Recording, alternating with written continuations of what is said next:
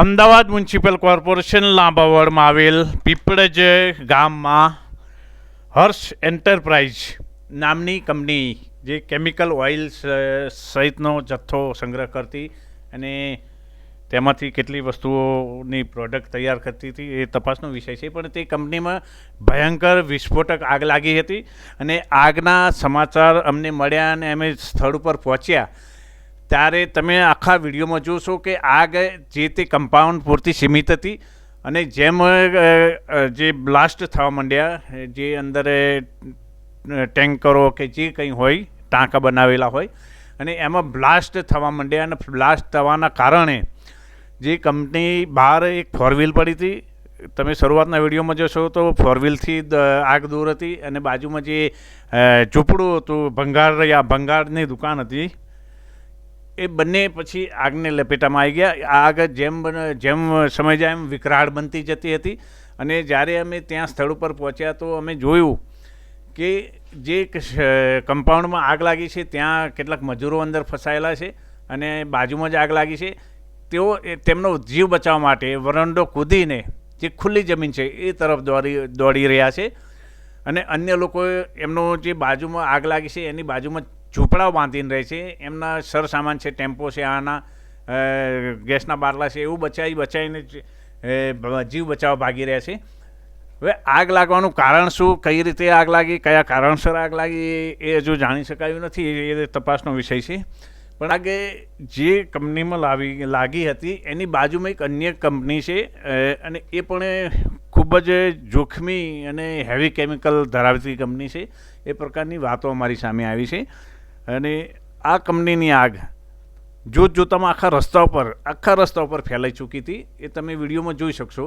અને એ જે કંપની છે બાજુમાં એડવાન્સ કેમિકલ એની દિવાલ સુધી આગ પહોંચી ગઈ હતી અને જો કદાચ બધાને ડર હતો ત્યાં જે સ્થાનિક લોકો હાજર હતા અને જે જાણકાર હતા કે આ કંપની વધુ જોખમી છે, જો આ આગની અસર કદાચ એ કંપનીને થઈ હોત અને એ કંપનીમાં કદાચ કોઈ મોટી આ પ્રકારની તકલીફ ઊભી થઈ હોત તો એવું કહેવામાં આવી રહ્યું છે કે ખૂબ જ મોટી ખાના ખરાબી થઈ હોત, ખૂબ જ એમ કલ્પના બહારની ખાના ખરાબી થઈ હોત એવી ચર્ચાઓ ત્યાં આગળ થતી હતી. તો અમે સરકારને કહેવા માગીએ છીએ કે Ahmedabad mega city, smart city, metro city, heritage city જેવા હવે નામથી ઓળખાય છે અને અમદાવાદના રહેણાંક વિસ્તારોમાં આ પ્રકારના જોખમી કેમિકલવાળી કંપનીઓ ગમે ત્યારે કલ્પના બહારની જો ગોજારી ઘટનાઓના અંજામ આપી શકે એવા કેમિકલ રાખતી હોય અને બનાવતી હોય, સંગ્રહ કરતી હોય તો એવી કંપનીઓને સિટી બહાર ખસેડવામાં આવે. આ પ્રકારની કંપનીઓમાં સૌ પ્રથમ તો કંપનીની અંદર કામ કરતા કોઈ પણ કર્મચારીની સેફટી શું, જે વિસ્તારમાં આ કંપની કાર્યરત છે ત્યાંના લોકોની સેફટી શું, ત્યાંના પર્યાવરણની હાલત શું થાય.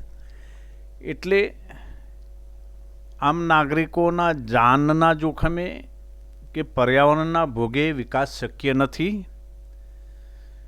અને જે પ્રકારે અમદાવાદ શહેરનો વિકાસ થઈ રહ્યો છે અને ક્લીન સિટી, ગ્રીન સિટી, સ્વચ્છ સિટી જો બનાવવી જ હોય તો આ પ્રકારના જોખમી પ્રોજેક્ટોને સિટી બહાર ખસેડવા જ પડશે.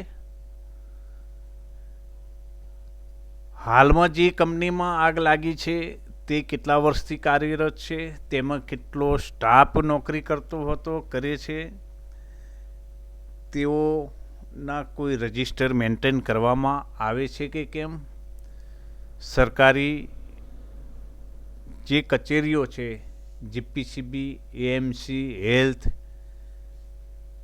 જિલ્લા વિકાસ અધિકારી કે જિલ્લા કલેક્ટર સંબંધી કોઈ પણ વિભાગના અધિકારીઓની વિઝિટો વિસ્તારમાં થાય છે ખરી?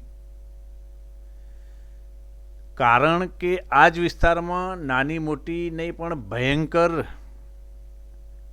આગની ઘટનાઓ બની છે, બ્લાસ્ટની ઘટનાઓ બની છે અને તેમાં કેટલાય નિર્દોષ મજૂરો મોતને ભેટ્યા છે અને તેમાં આગળ શું કાર્યવાહી થઈ, કોણ દોષિત ઠર્યું, આજ દિન સુધી સ્થાનિક લોકોને જાણવા નથી મળ્યું કે કોઈ વસ્તુ એ બાબતની બહાર નથી આવી. જેમ પિરાણા રોડ ઉપર ગણેશનગરની સામે સાહિલ એન્ટરપ્રાઇઝ નામની એક કોઈ ખાનગી લેબોરેટરી હતી, ગેરકાયદેસર ચાલતી હતી, એમાં વિસ્ફોટ થયો હતો અને હજુ કેટલા લોકો ન્યાય માટે વલખા મારી રહ્યા છે. ચિરીપાલ ઇન્ડસ્ટ્રીઝમાં ખૂબ મોટી ગોજારી આગ લાગી હતી, પ્રોજેક્ટો ગેરકાયદેસર હતા અને એ દરમિયાન મીડિયામાં બધું ખૂબ બહાર આવ્યું હતું. પણ એ પછી ઘટનાઓ જ્યારે બને ત્યારે ફાયર દોડશે, એએમસીના અધિકારીઓ દોડશે, સોલિડ વેસ્ટવાળા દોડશે, જીપીવાળા દોડશે, એફએસએલવાળા દોડશે, પણ છેલ્લે તેના પોટલા વાળીને માળીએ ચડાવી દેવામાં આવશે. આ જ વર્ષોથી ચાલતું આવે છે ને આ જ ચાલે છે. પણ હવે જે પ્રકારે અમદાવાદ શહેર વિકસી રહ્યું છે અને સેફટી, લોકોની સેફટી ને ધ્યાનમાં રાખીને જોખમી જે પ્રોજેક્ટો છે એને અમદાવાદ બહાર ખસેડવા ખૂબ જરૂરી છે. અને હવે સમય આવી ગયો છે